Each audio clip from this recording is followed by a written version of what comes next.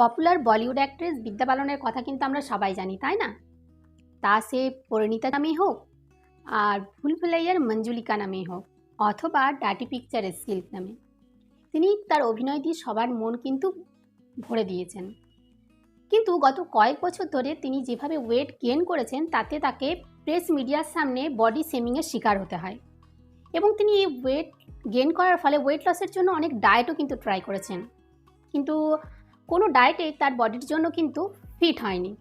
হয়তো তিনি কিছুটা ওয়েট লস করতে পেরেছেন, বাট যখনই তিনি সেই ডায়েটটা ছেড়ে দিয়েছেন, আবার তিনি ওয়েট পুট অন করেছেন। এইভাবে তিনি তার ডায়েট কিন্তু চালিয়ে যাচ্ছিলেন, কিন্তু কিছুতেই তিনি ওয়েট লস করতে পারছিলেন না। আমরা কিন্তু সবাই সেটা দেখেছি, তিনি বেশ কয়েক বছর ধরে খুব ভালো রকমের ওয়েট গেইন করেছেন। রিসেন্টলি কিছু পিকচারে আমরা তাকে দেখি তিনি কিন্তু অনেকটা পরিমাণে ওয়েট লস করেছেন, অ্যাপ্রক্স 20 কিলো ওয়েট লস করেছেন এবং তিনি আগের ফিগারে ফিরে এসেছেন। একটা সুন্দরী এবং স্কিন লাগছে। তার 20 কিলো ওয়েট লস করার পর তার এজও কিন্তু অনেকটাই পরিমাণ কমে গেছে। তা কি সেই ডায়েট, যে ডায়েট ফলো করে তিনি তার বারবার পুট অন করা ওয়েটটাকে একেবারে লস করে ফেলেছেন?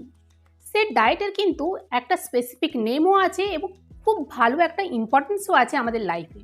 সেই ডায়েটটা যদি তোমরা জানো, তোমাদের লাইফেও অনেক কিছু চেঞ্জ হবে। তোমরা বুঝতে পারবে যে তোমাদের লাইফেও যদি এরকম কোনো ধরনের ভুল তোমরা করছো, তাহলে সেটা কিন্তু শুধরে নিতে পারবে। বিদ্যা বালান যখন তার এই ওয়েট লস নিয়ে নানা রকম চিন্তার মধ্যে ছিলেন এবং বারবার ওয়েট পুট অন হচ্ছিল, তখনই তিনি চেন্নাইয়ের আমুরা হসপিটালের যে গ্রুপ অফ নিউট্রিশনাল গ্রুপ আছে, সেখানে নিউট্রিশনিস্টদের সাথে তার দেখা হয় এবং তাদের সাথে কথা বলে তিনি জানতে পারেন যে তিনি তার ডায়েটে কী কী ভুল করেছেন। তো সেই ভুলগুলোই আমরা আজকে জানবো, আর সেই ভুলগুলো থেকে আমরা ঠিক করে নেব, আর বিদ্যা বালান কীভাবে ঠিক করেছে তার ডায়েটটা, সেটাও আমরা জানবো। সেখান থেকে আমুরা হসপিটাল, চেন্নাইয়ের আমুরা হসপিটালের যে নিউট্রিশনাল গ্রুপ, যে নিউট্রিশনিস্টরা আছেন ওখানের, তারা বিদ্যা বালানকে বলেন যে তার বডিতে প্রচণ্ড রকমের ইনফ্ল্যামেশন আছে, যার জন্য কিন্তু বারবার ওয়েট লস করার পরও তিনি সেই ওয়েটটাকে পুট অন করে ফেলছেন। তো এই ইনফ্ল্যামেশন কী এবং এই ইনফ্ল্যামেশন যাতে না হয় বডিতে, তার জন্য তিনি কী ধরনের ডায়েট করেছেন, আজকে আমরা সেটাই জানবো। কারণ ইনফ্ল্যামেশন আমাদের প্রত্যেকের বডিতেই কিন্তু হয়, সেটা কিভাবে হয়, কেন হয়, এটাই আমাদের জানতে হবে, যাতে আমরা এর থেকে রিলিফ পেতে পারি। সো হ্যালো বন্ধুরা, তোমরা দেখছো ডায়েটিশিয়ান শুক্লার হেলদি লাইফস্টাইল, আর আজকে আমরা আলোচনা করব বিদ্যা বালানের ডায়েট প্ল্যান, যেটা হচ্ছে অ্যান্টি ইনফ্লেমেটরি ডায়েট প্ল্যান, যেটা তোমাদের লাইফস্টাইলেও কিন্তু অনেক কাজে দেবে। তো ভিডিওটি স্টার্ট করার আগে বলবো, যারা তোমরা এই চ্যানেলে নতুন এসছো, তারা পুরো ভিডিওটা দেখো এবং দেখে ভিডিওটি যদি পছন্দ হয়, ভিডিওটাতে অবশ্যই একটা লাইক করবে। আর তোমাদের বডিতেও যদি ইনফ্ল্যামেশন আছে, সেটা কিন্তু কমেন্টে অবশ্যই জানাবে। বন্ধুরা চলো আমরা দেখি এই বিদ্যা বালানের অ্যান্টি ইনফ্লেমেটরি ডায়েটটা আসলে কী। বিদ্যা বালান তার ডায়েটে কিছু ভুল ফুডসকে ইনক্লুড করেছিলেন, আসলে কিন্তু যেগুলো আমরা খুব হেলদি হিসেবেই জানি, কিন্তু সেই ফুডগুলো তার বডির জন্য কিন্তু ঠিক ছিল না, যার জন্য তার বডিতে বারবার ইনফ্ল্যামেশন ক্রিয়েট হচ্ছিল এবং তিনি ওয়েট লস করলেও সেই ওয়েটটা কিন্তু বারবার পুট অন হয়ে যাচ্ছিল। তো আমাদের এর থেকে একটা জিনিস জানতে হবে, সব ফুড কিন্তু সবার জন্য নয়।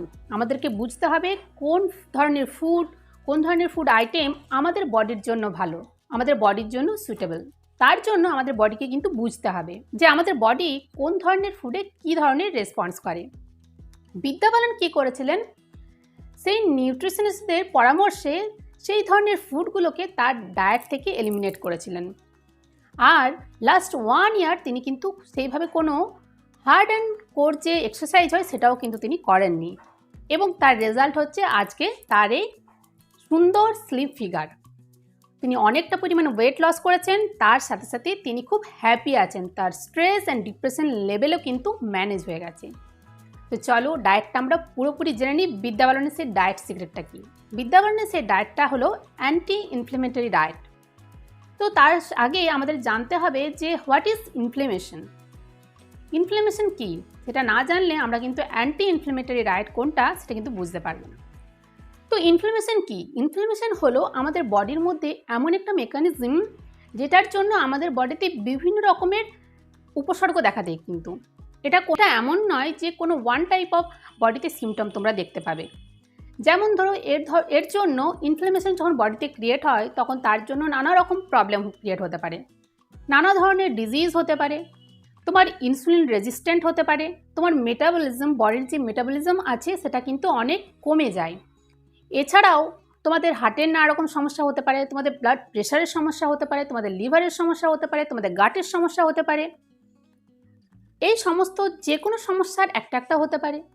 তোমাদের মধ্যে ফিভার হতে পারে বা কোল্ড অ্যান্ড কাফের প্রবলেম হতে পারে। তো অ্যান্টি ইনফ্লেমেশন হচ্ছে সেই ধরনের ফুড, যে ধরনের ফুডগুলো আমরা যদি ইনটেক করি তাহলে আমাদের বডির ইমিউনি সিস্টেমটা স্ট্রং হবে এবং আমাদের বডিতে সেই প্রবলেমগুলো আর হবে না। আমাদের বডির মেটাবলিজম রেটটা সঠিক থাকবে, যার ফলে আমরা বারবার ওয়েট গেইন করব না। আমাদের ইনসুলিন যে রেজিস্ট্যান্ট, ইনসুলিন যে স্পাইক হয়ে যায় সেই জিনিসটা হবে না। এর ফলে আমাদের বডির ওয়েট কিন্তু মেনটেন থাকবে এবং ইনফ্লেমেশন যদি না হয় আমাদের বডির যে বারবার অসুস্থ হয়ে যাওয়া এই জিনিসটাও কিন্তু হবে না। আমাদের গাট হেলথটা ভালো থাকবে।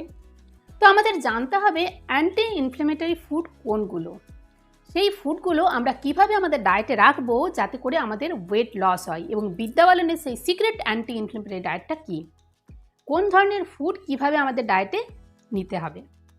তো চলো আমরা প্রথমেই স্টার্ট করি বিদ্যা বালন কোন ধরনের অ্যান্টি ইনফ্লেমেটরি ফুড তার ডায়েটে রেখেছিলেন এবং কোন ধরনের যে ক্রিয়েট করেছিল সেই ফুডগুলোকে তিনি তার ডায়েট থেকে এলিমিনেট করেছিলেন। অ্যান্টি ইনফ্লেমেটরি ফুড হচ্ছে সেই ফুড যেই ফুড হোল বডির ইমিউনি সিস্টেমকে সঠিক করে এবং আমাদের ফুল বডির ওয়েট মেনটেন করে, ফুল বডিকে হেলদি রাখে, ওভারঅল হেলথের জন্য আমাদের খুবই ভালো। এর সাথে সাথে বুঝতে হবে কোন ধরনের ফুড তোমার বডির জন্য ভালো, কারণ each and every one has a different body type.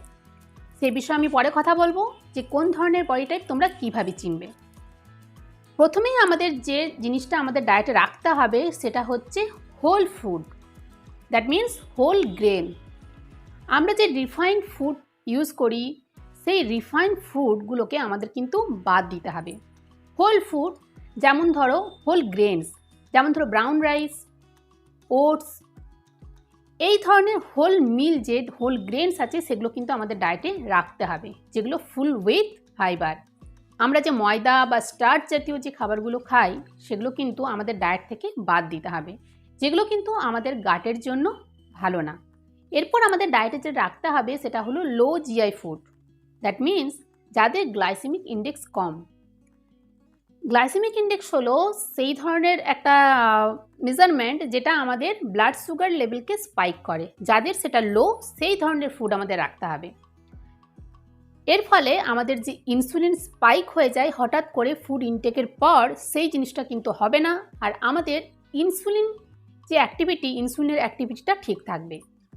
Low GI ফুডকে আমাদের ডায়েটে কিন্তু ইনক্লুড করতে হবে। তার মধ্যে যদি হোল গ্রেন ফুড আমরা ইনক্লুড করি তাহলে কিন্তু আমাদের এই সমস্যা মিটবে। Whole food that means whole grain, whole fruits instead of fruit juice, এইসব কিন্তু আমাদের ডায়েটে বেশি বেশি করে ইনটেক করতে হবে, বেশি বেশি করে রাখতে হবে। এরপর আমাদের ডায়েটে যেটা রাখতে হবে সেটা হলো হেলদি ফ্যাটস।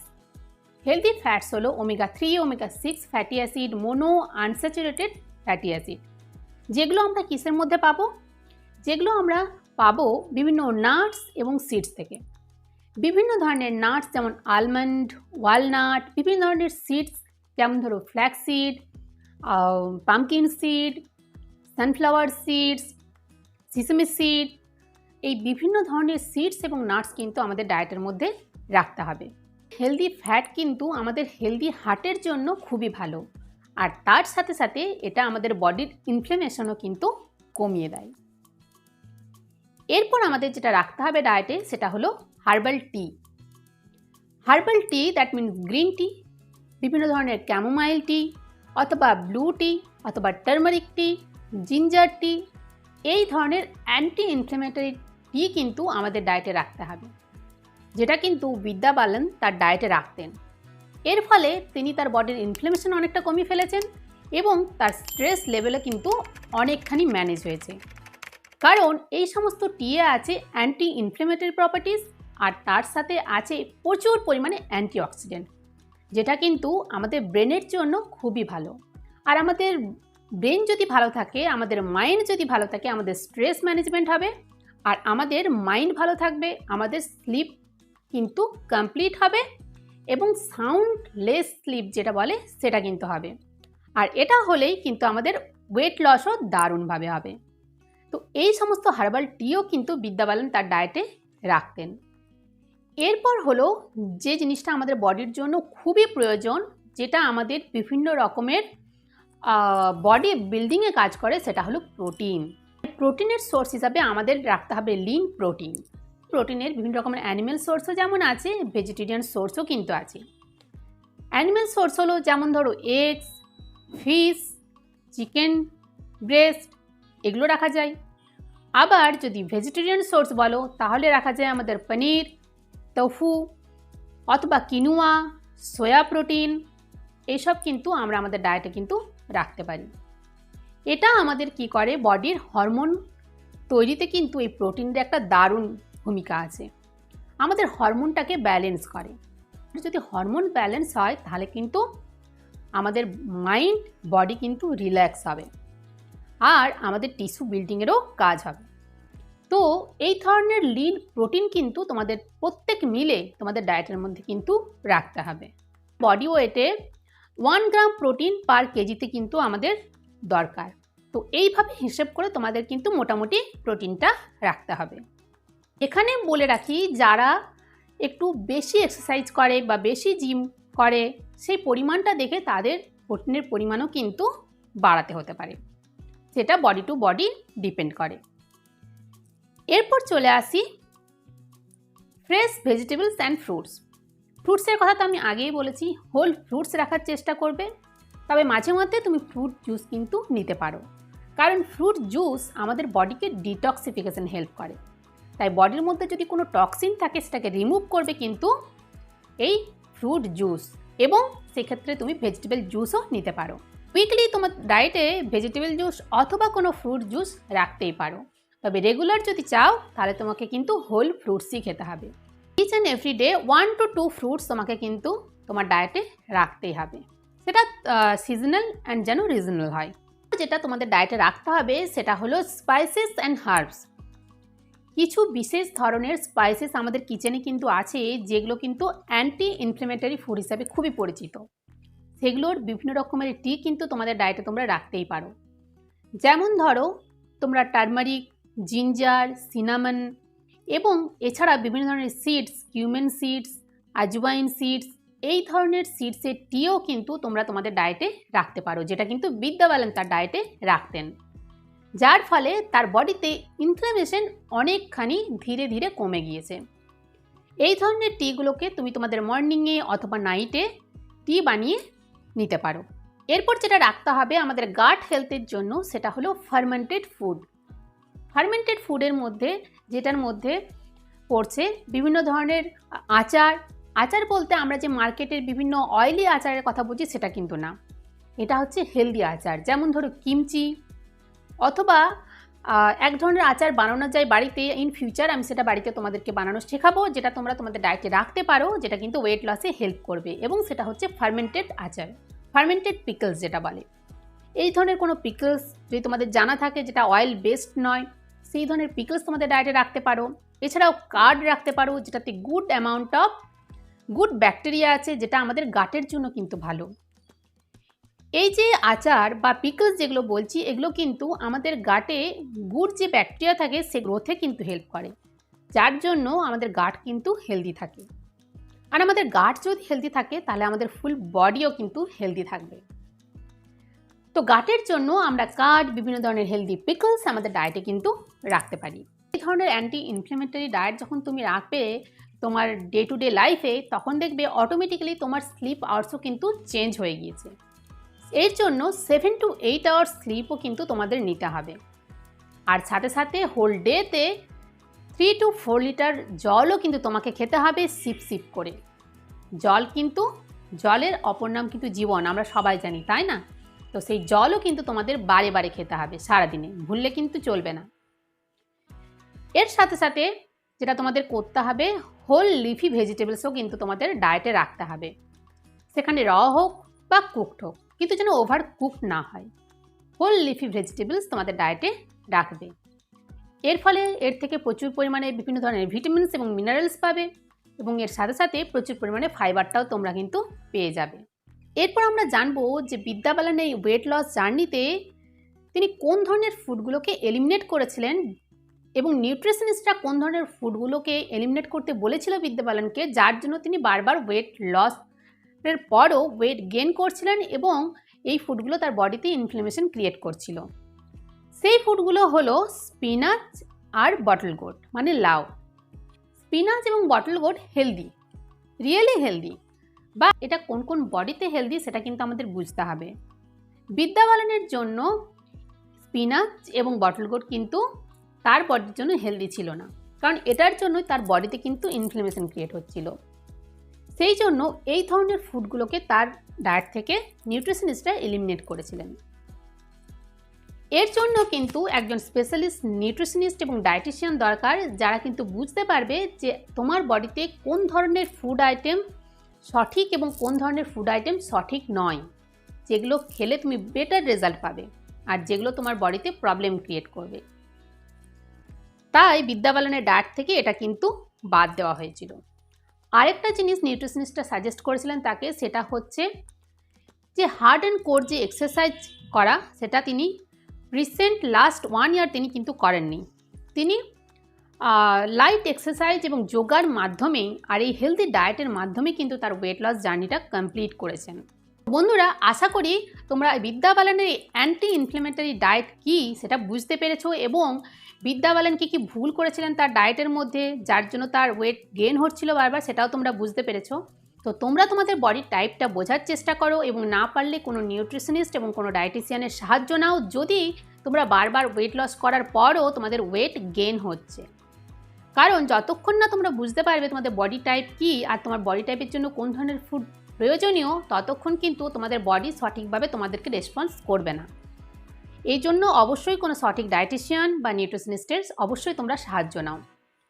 আর আজকের এই ভিডিওটি যদি ভালো লেগে থাকে, ভিডিওটিতে অবশ্যই একটা লাইক করে দাও আর তোমার ফ্যামিলি অ্যান্ড ফ্রেন্ডসদের সাথে অবশ্যই শেয়ার করো, কারণ ইনফ্ল্যামেটরি ফুড কী আসলে কী সেটা কিন্তু জানা প্রত্যেকের দরকার। তোমাদের লাইফস্টাইলে এই ভুলটা যেন না হয় যে কোনো ইনফ্লামেশন ক্রিয়েট করে এরকম ফুড তোমরা ইনটেক করছো, যার জন্য তোমাদের বডিতে বিভিন্ন রকমের প্রবলেম ক্রিয়েট হচ্ছে। তার জন্য এই হেলদি লাইফস্টাইলটা তোমরা অবশ্যই ফলো করতে পারো। আর তোমাদের বডির যদি কোনো সমস্যা থাকে, কোনো ইনফ্লামেশনের প্রবলেম থাকে, অবশ্যই আমাকে একটা কমেন্ট করে জানাও, আমি অবশ্যই তোমাদের কমেন্টের অ্যান্সার দেবো। আর আজকের এই ভিডিওটি পছন্দ হয়ে থাকলে ভিডিওটি অবশ্যই একটা লাইক করে দাও আর আমার চ্যানেলটি সাবস্ক্রাইব করে যে নোটিফিকেশন বেলটা আছে সেটাও প্রেস করে দাও, যাতে আমি যখনই নতুন কোনো ভিডিও আপলোড করব সেটা তোমরা দেখতে পাও। তো আজকের মতো এই পর্যন্তই, দেখা হচ্ছে নেক্সট ভিডিওতে নতুন কোনো হেলদি লাইফস্টাইল টিপস নিয়ে। তো আজকের মতো টাটা।